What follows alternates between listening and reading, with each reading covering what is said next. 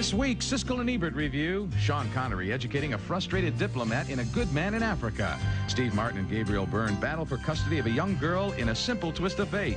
And competitors Ralph Fiennes and John Turturro keep America spellbound in Quiz Show.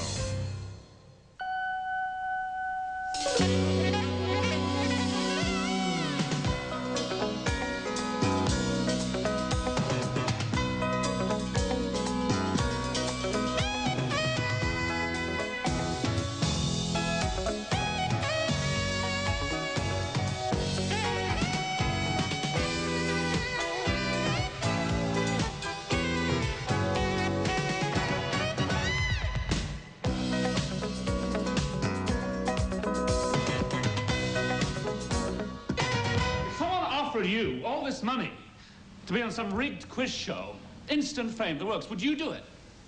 No, of course not. No. Ralph Fiennes plays Charles Van Doren, a university teacher who got caught in a history-making TV scandal in Quiz Show, one of 5 new movies we'll be reviewing this week on Siskel and Ebert, including new films starring Steve Martin, Sean Connery, and Melanie Griffith.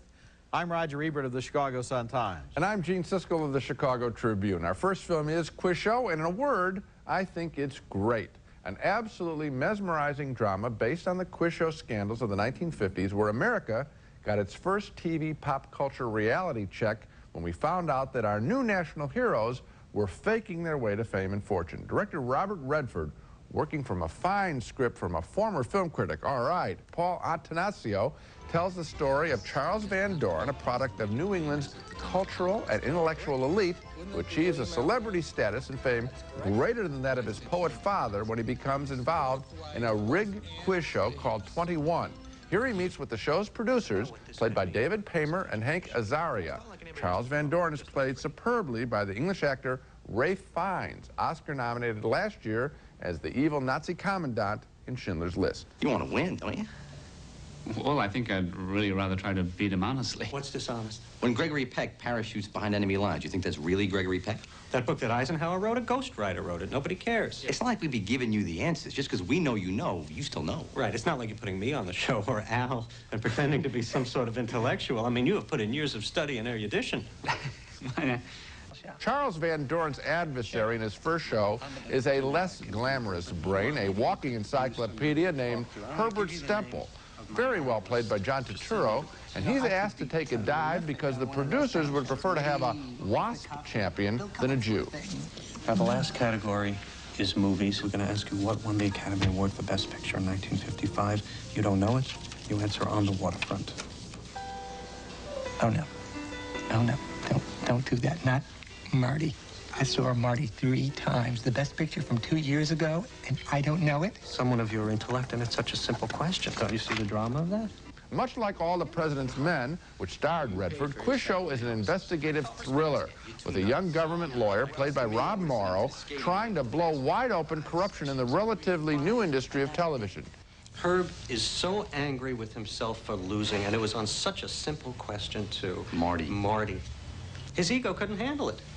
He blames Charles Van Doren for his downfall. And, of course, the real downfall of Herbert Stemple has always been Herbert Stemple. Absolutely. Well, you met him. Does he seem stable to you? Well, I definitely have an inkling of what you're talking about. He told me this whole story about how when a Jew is on the show, he always loses to a Gentile, and then the Gentile wins more money. Who could dream up a scheme like that? The confrontation between the investigator and Van Doren is a very good one because both men know in this encounter exactly what the other knows. What is this? It's still that business with Stemple. Dan says he's not the most reliable fellow. Well, there's a problem, Charlie. I found another contestant, a man named James Snodgrass, and he says he got the answers, too. I really like Quiz Show, and one of the reasons is that it names names. It doesn't fictionalize the story. The film is very much about the win-at-any-cost American business system, about a nation's loss of innocence, about the new industry of television, and about the sense of entitlement held by America's WASP ruling class. And on the conventional entertainment level, it has all the suspense and inherent drama of a good quiz show, even one that you know is fixed. I think Quiz Show is clearly one of this year's very best movies. It's a wonderful movie, Gene, and I think you put your finger on it when you say that it's really about the system, because to this day, a lot of people remember Charles Van Doren's name as if he spontaneously did something wrong, and actually his transgression was much smaller than the transgression of the system which produced that show and which rigged it. And this show, this movie by Robert Redford, makes it very clear that the network was never touched. The sponsors were never touched. The producers of this show went on to make millions producing other TV shows. They all just continued to get rich, and this poor guy who's plucked out of obscurity, basically, and tempted with something that I think many of us would be tempted by, if we're going to be honest, is the one who still has to take the rap. Well, yeah, I don't think he's a complete fall guy. I'm told that in reality, Van Doren is more complicitous, more eager than he is even shown here. But this picture plays like a, you know, when I'm linking this with All the President's Men, I'm linking it with one of the great investigative stories in American movies, and I think this picture has the same kind of energy to it. You're just sitting there as you watch this investigation going on while being entertained by all the quiz show mechanisms. You know, there's a fascinating line in this movie where they say quiz shows are going to continue because we made a mistake. We didn't realize what people are really watching is the money. Yeah. In a way. It's a very, very good piece of work. Okay, next movie, which is named Milk Money, and tells the story of some 12-year-old boys who save up their lunch money and go into the city on their bikes because they want to see a real, live, naked woman.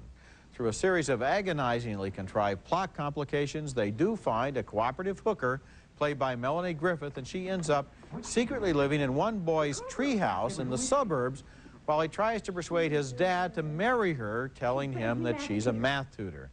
A strong attraction grows between Griffith and Harris, who is a high school teacher running a campaign to save the local wetlands. Of course, there's nothing she cares more about than wetlands.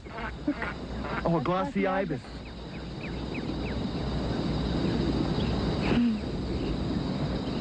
I watch a lot of documentaries on TV. And, of course, eventually Dad finds out that the woman he loves is a prostitute who is hiding out from a dangerous criminal. I took a test in this magazine. Are you your mate's perfect woman? She scores a 98 out of a possible 100, losing 1 point because she's a total stranger, and the other because your entire relationship is based on a lie. You know, this movie raises at least one obvious question, and that is, who in the world do they think is the target audience for this film? Smaller kids aren't going to understand it. Older audiences are going to find it offensive and absurd, and I don't exactly see the family audience flipping for a movie about fixing up your dad with a prostitute. But that's a marketing question, and I also have an artistic question. Did anyone think this material would, or could, or should work? It's one of the most inanely contrived stories of the year, and not even the genuinely likable performances by all the leads, Ed Harris, Melanie Griffith, and Michael Patrick Carter as the kid, can save Milk Money. This movie goes right into the dumpster. Yeah, it's a disaster, and at the conception level, absolutely wrong. And also, you know how American films, when they're viewed outside of our country, were viewed as really puritanical and sniggering about sex and really juvenile and retarded and adolescent. This is an example. This is it. You can point to this picture and say, boy, are you people preoccupied with the most stupid things. And you can imagine a bunch of grown men who put this project together sitting around and thinking, this will work. I mean, why don't they just flip through dirty pictures? There's an old theory about Hollywood, which is that a lot of the executives out there can't think of any way to meet a woman unless she's a hooker, which is why, for example, in a lot of screenplays, that's what the woman is. Prostitution is one of the most common occupations for women in the movies because maybe those guys don't know any women other than their wives who do anything else. I don't know. Coming up, Steve Martin, who had a huge hit with Roxanne, he adapts another classic novel for the big screen. A Simple Twist of Fate is next. I believe this child belongs with me. Hello, Mama. Hey, hey, hey. You got Tessa on your wrist. Why? That's why. Steve Martin plays an embittered divorced man living alone whose life is transformed when he's given the chance to become a father to a foundling little girl in A Simple Twist of Fate, a good new melodrama that modernizes a classic English novel. The novel is George Eliot's Silas Marner, a complex story of family secrets, treachery, and revenge, pitting the working class against the aristocracy. All those great English themes. That sounds highfalutin, but with Steve Martin in the lead role, the drama, of course, is laced with some comedy. You know, what better time of life than your age to enjoy baby food? Because somehow, as one gets older, one loses one's taste for unsalted mashed carrots. Although I understand that many of the finer restaurants in Paris are now serving unsalted mashed carrots. Years later, after Martin has raised the girl alone, the real father rears his ugly head, and he's very rich and very powerful, and well played by the fine actor Gabriel Byrne. Mr. Newland is my real father? Yes, he is.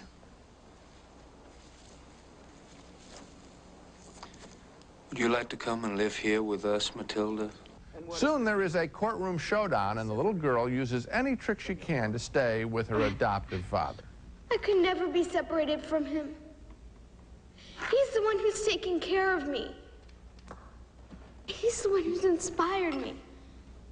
And now that I'm entering my years of womanhood, I'm gonna need his guidance more than ever.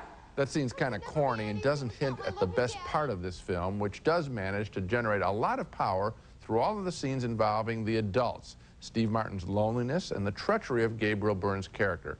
With all of its faults, I still, on balance, recommend A Simple Twist of Fate. I can't quite recommend it, and one of the problems is that although I love Victorian melodrama, and I read Dickens and Trollope and George Eliot all the time, this movie, set in the modern time, seems so contrived that there was always something a little bit inexplicable about everything that was happening. It didn't seem to really generate any reality of its own. But didn't you at the beginning accept, I mean, you know that it's a stylized story, but didn't you realize that you maybe didn't pick up what novel it was, but you knew that that was what he was doing? Well, I think something about the miser counting his gold coins and then adopting the little girl maybe tipped me off. But no, it just never really, it was an ambitious attempt. I give it credit for what they're trying to do. There's a lot of good stuff in it, but no, it just didn't quite do it for me. I think that Martin's portrait of the loner is dead on accurate. I think it's a good performance. I think the world of this girl, the other world, the rich world, I think that's well portrayed. I think it works. Okay, when we come back, Sean Connery stars as an honest, outspoken doctor in A Good Man in Africa.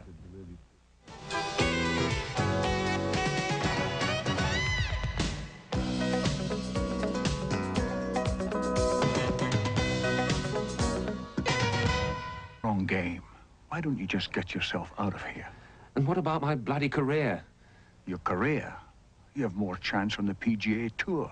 Sean Connery plays the bluntly ethical doctor who has the title role in A Good Man in Africa, and the confused young man he's giving advice to in that scene is Colin Friels, the first secretary of the British consulate in a fictional African nation where corruption is the watchword. One of the leading politicians in the nation is played by Lou Gossett Jr., and after offshore oil deposits are discovered, the British offer him a bribe to be their friend. Mr. Fanshawe must think of us Africans in simplistic terms. Yes. Oh, no, I mean, simplistic in the sense that we hold you in the highest regard. John Lithgow plays the boss, the newly arrived British consul who hates his job and cares only about getting out of there and getting a promotion. They'll leave me out here to rot in this godforsaken country. I'll be gin-sodden, malarial. Chloe will leave me. I'll be living with some lubricious black girl down in the African township. When an African woman is struck dead by lightning in the consulate driveway, the local religions prohibit her from being moved. Friels turns desperately to Connery for help, but doesn't get the advice he wants to hear. Take a look around you, Leafy. Ask a few questions. Find out about the place you're living in. A Good Man in Africa is based on the comic novel by William Boyd, but the movie never generates very much comedy or much of anything else. It wants to show corrupt diplomats dealing with corrupt politicians in a corrupt land, but basically what it shows is that the Colin Friels character is amoral, inept, and badly confused. And since the character is never very likable to begin with, it's hard to find anyone we care about, except, of course, for the doctor played by Connery, who isn't on screen very much, but has some good lines when he is. Well, that's exactly my review. The only character that you can possibly care about is the Connery character, not just because it's Connery, but because it's an interesting potential character you might want to follow through the picture. You don't get to see him. You're constantly being frustrated. No one else is at least bit interesting. There's one scene in the movie where the young man plays golf with the older doctor. Yeah. And if you kind of looked at that scene, you could see how the entire movie had been about the doctor. Yes. And that character, as shown there, it would have been. And you know, with Connery's name in this picture, I think a lot of people are going to be, you know, looped into it and feeling that, you know, it's going to be about him. It isn't about him, unfortunately. Coming up next, two lonely people have a terrifying first date in What Happened Was. I hope you like seafood. Just the word seafood.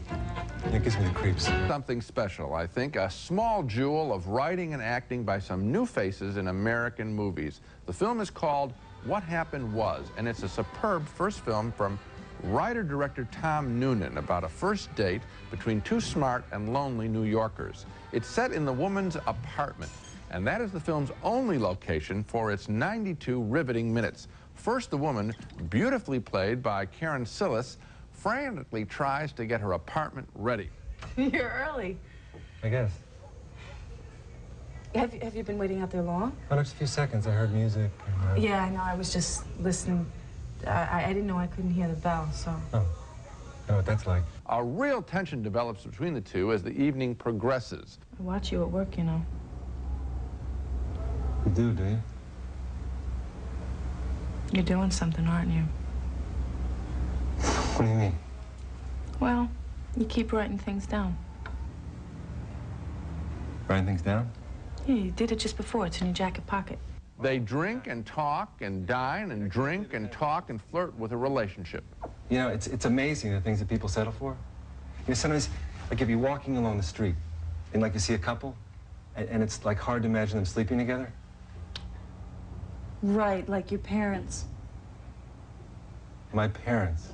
And the compelling guy who plays the man there is Tom Noonan, the writer-director starring in this picture as well. And what I liked so much about this movie is that it is written New York smart.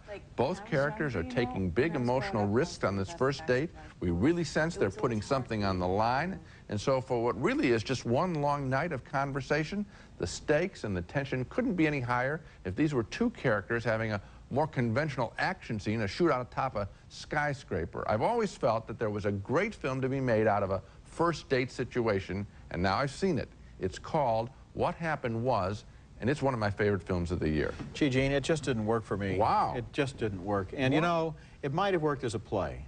And I have nothing against movies that are all dialogue. I know and only that. Have one set. Oh, I'm completely surprised. But in a sense, maybe it would have worked on the stage. But here, the camera work and everything about it is so contrived in order to obviously do what's happening. We know, I mean, really, for the first 5 minutes that the two people are in the room together, we more or less know they don't have any more secrets. Even though some things are revealed, we know that some things are going to be revealed. Wait a second. Don't you feel that you can study a person, and in one case, they're both lonely people. You don't think that loneliness, what you suggest to me is that loneliness is boring. I find Gene, loneliness I'm in favor of loneliness, and I don't find it boring. That has nothing to do with this movie. You're asking me to approve of loneliness. I'm talking to you about the actual dramatic experience of watching this film, and I think that there is a lot less here than meets the eye. No, what I'm saying is, by that, of course you would empathize with loneliness. I'm just saying that 5 minutes into this picture, you can't tell what's going to go on there. I think that these are high-risk situations. Okay. I didn't know where this drama was going to end up. I don't think you knew where it was going to end up. There's no way you could possibly know where it was going to end up. Come on. Look at this one again, will you? No, I won't. No, I won't have to, Gene, because I know that it didn't give me, in the hour and a half or 2 hours that I was in there, anything that made me want to go back and see it again. Okay, when we come back, Roger's Video Pick of the Week, a comedy about TV soap operas. Century Plaza, offering the finest in luxury, service, and Southern California style, adjacent to Beverly Hills on LA's fashionable west side. The Century Plaza Hotel and Tower. And now it's time for my home video pick of the week. This week's review of Quiz Show reminded me of another recent movie about network television, one that was overlooked when it came out in 1991, but remains one of the funniest single films of recent years. It's called Soap Dish, a soap opera about a soap opera, and it stars Sally Field as a veteran star of daytime TV, whose throne is threatened by a newcomer sex bomb played by Elizabeth Shue, and a veteran troublemaker played by Kathy Moriarty, who conspires with Robert Downey Jr., the cynical producer of the program. David, I cannot be the villain forever. I'm sweet. I'm tender. I'm a victim. One of the funniest characters is Kevin Kline, Field's former boyfriend, since then reduced to making a living in dinner theater. You try playing Willie Loman in front of a bunch of old farts eating meatloaf, chewing and slurping and spitting out their pits, every night listening to them, coughing and hacking and wrenching. I was in hell. Soap Dish is my home video pick of the week. Now let's take another look at the movies we reviewed this week. Two enthusiastic thumbs up for Quiz Show, Robert Redford's thoughtful and entertaining look at the scandals which rocked TV networks in the 1950s. The movie opens next week in New York and then widens out to other cities during the month. Two thumbs down, though, for the inexplicable Milk Money with Melanie Griffith as a hooker who gets hired by a kid as his new mom. Here at last is a movie with no conceivable target audience. A split decision for A Simple Twist of Fate, the updated Victorian melodrama starring Steve Martin. I felt the movie had charm and some heartwarming moments, but it seemed unsure of what it wanted to do. Gene felt it had emotional power, and he recommends it. Two thumbs down for A Good Man in Africa, although we both would have liked to have seen another movie in the same place at the same time, but starring Sean Connery in a larger role. Finally, a split decision on What Happened Was, the story about a first date that turns into truth therapy. Gene greatly admired the film's intelligence and originality. I felt it was well acted, but too artfully contrived to be convincing. You're a tough man. That's it for this week. Next week, we'll be back with a special program about the surprising success of Forrest Gump and its star, Tom Hanks. We'll take a look at the career of the Oscar-winning actor, and we'll try to examine why this film has captured the nation like no other film in recent history. That's next week, and until then, the balcony is closed. Vital Care salon quality hair care products for beautiful, healthy, shiny, salon perfect hair every time. Vital Care for the most important thing you wear. Hooked on Phonics teaches you to read using flashcards, music, and books. It's colorful, musical, and fun. Learn to read with Hooked on Phonics. Call 1-800-ABCDEFG. Dissolve It. Safe, non-toxic, 100% organic, non-abrasive, and non-corrosive. Located in the specialty cleaning section of your favorite store, Dissolve It. Well Body New Botanical Skincare. Enjoy younger, firmer, healthier skin. Well Body, nature's very best.